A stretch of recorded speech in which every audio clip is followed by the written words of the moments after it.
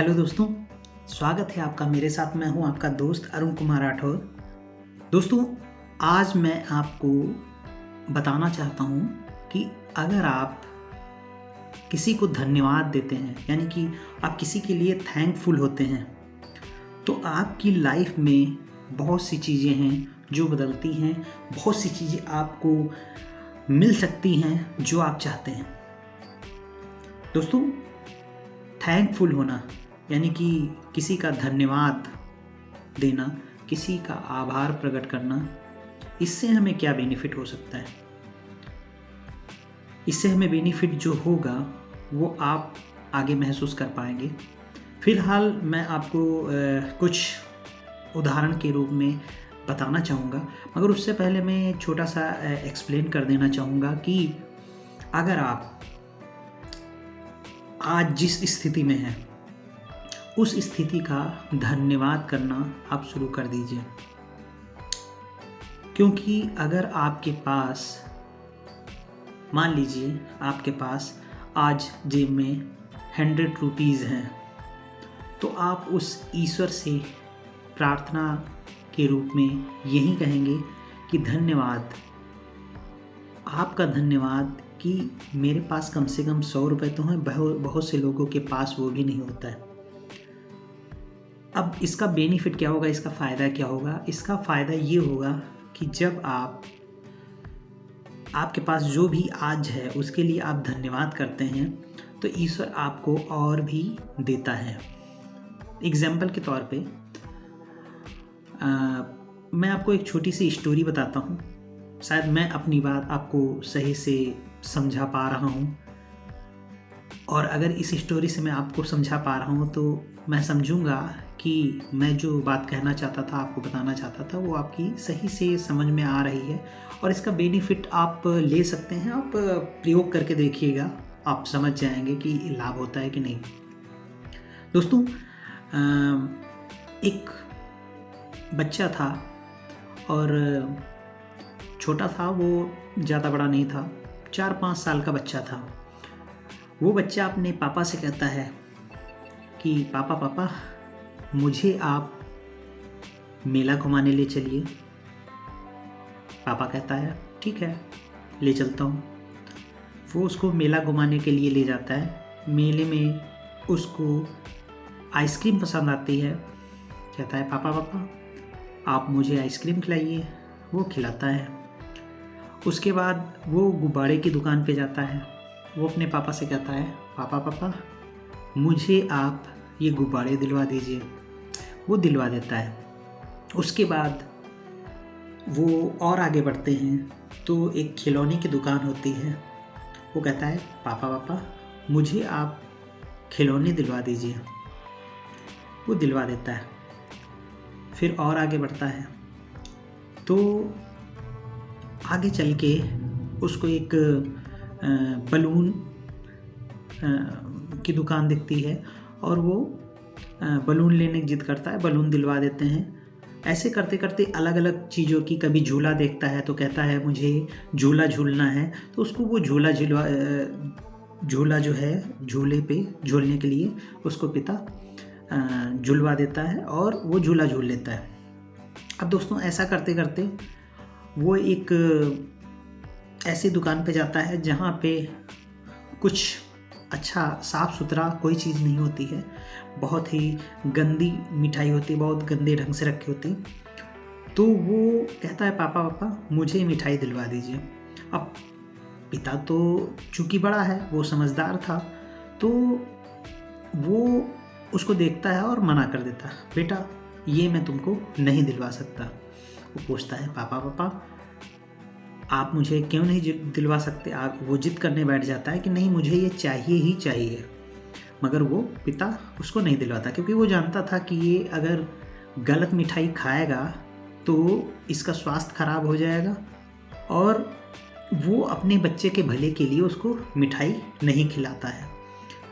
फिर जब वो घर आता है तो वो बच्चा उससे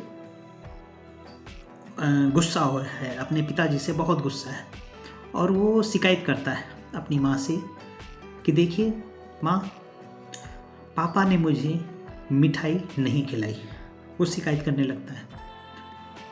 तो पिता ये सोचता है कि मेरे बेटे ने मैंने उसने गुब्बारे लेने को कहा, मैंने उसको गुब्बारे लेके दिया। उसने खिलौने लेने को कहा, खिलौने उसको खिलाया। झूला उसको झूलने के लिए कहा, उसने झूला झुलवाया। और मैंने जब मिठाई जो उसके ही हित में नहीं थी, जो उसके ही नुकसान की थी, जब मैंने वो नहीं दिया तो उसको लगा कि मेरे पापा मेरे लिए कुछ नहीं करते हैं, और उसने केवल उस बुराई को ही पकड़ा। अब दोस्तों, यहाँ पे स्टोरी से आप क्या समझ पा रहे हैं कि अब उस पिता के मन में क्या आएगा अगर आप हो उस जगह पे? तो यही सोचेंगे ना कि इसको कोई फ़र्क तो पड़ता नहीं है कि मैं इसके लिए चाहे जितना कुछ करूं, क्योंकि एक काम जो इसके ही भले के लिए था मैंने नहीं किया, उसके लिए मुझे दोस्त तो दे रहा है, मगर जितने मैंने अच्छे काम किए इसके लिए, उसके लिए धन्यवाद नहीं कर रहा। तो आगे से वो आपको, अब वो उस बच्चे के साथ क्या होगा, आगे वो कभी भी कहेगा अपने पिता से कि मुझे मेला ले चलिए, तो वो नहीं ले जाएगा, क्योंकि वो जानता है कि वो धन्यवाद तो नहीं करेगा, उल्टा अगर कोई नुकसानदेह चीज़ है तो वो उसके लिए भी उसको नहीं ले जाता, क्योंकि जो नुकसानदेह चीज़ उसके लिए जिद करेगा और वो धन्यवाद भी नहीं करेगा।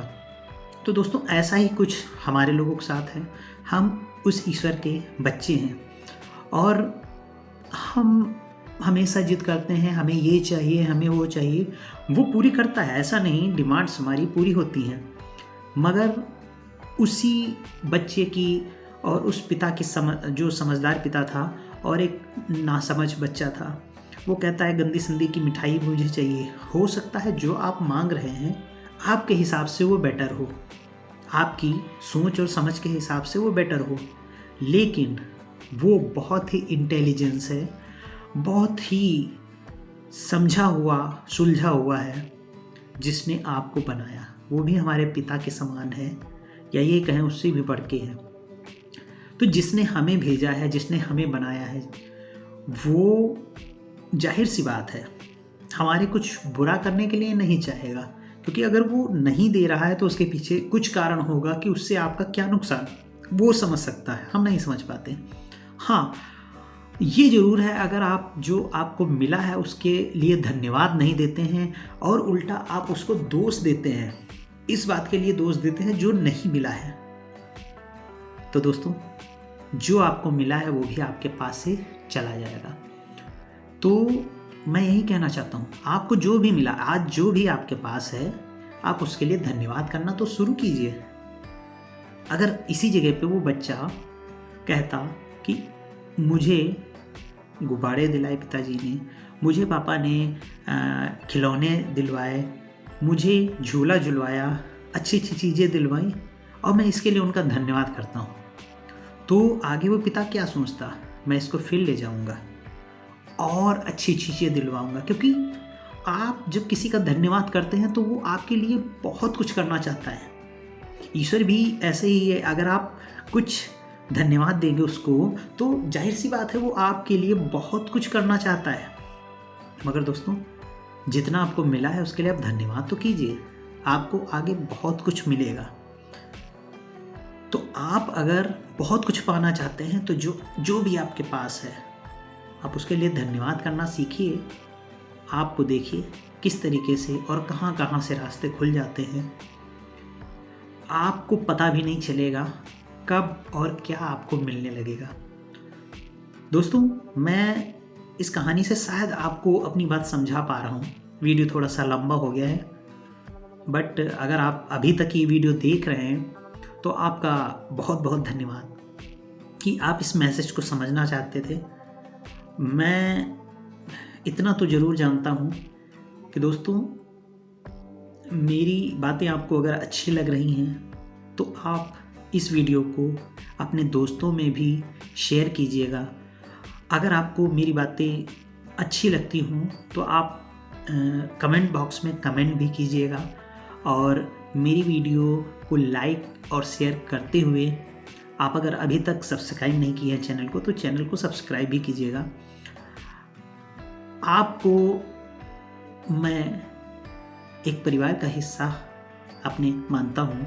और आप मेरे परिवार में सब्सक्राइब अगर आप होते हैं तो आप मेरे परिवार का हिस्सा बन जाते हैं। तो दोस्तों, आप अगर अपने परिवार का हिस्सा मुझे बनाना चाहते हैं या आप मेरे परिवार का हिस्सा बनना चाहते हैं तो आप मेरे चैनल को सब्सक्राइब कीजिए। इसी तरह से मैं कोशिश करूँगा आपके लिए अच्छे अच्छे वीडियोस बना पाऊँ। और दोस्तों, जो मेरी कमियां हैं उनको भी आप कमेंट में ज़रूर बताइए, मैं उनको ख़त्म करने की कोशिश करूँगा और साथ ही साथ में आपके लिए और बेटर वीडियोस बना पाऊँगा। दोस्तों, आपका मैं हृदय से धन्यवाद करता हूँ कि मेरी ये वीडियोज आपने देखी। और फिर नेक्स्ट वीडियो में कुछ नए लेसन के साथ आपके साथ मिलेंगे। तब तक के लिए आपसे विदा लेता हूँ और हृदय से आपका धन्यवाद।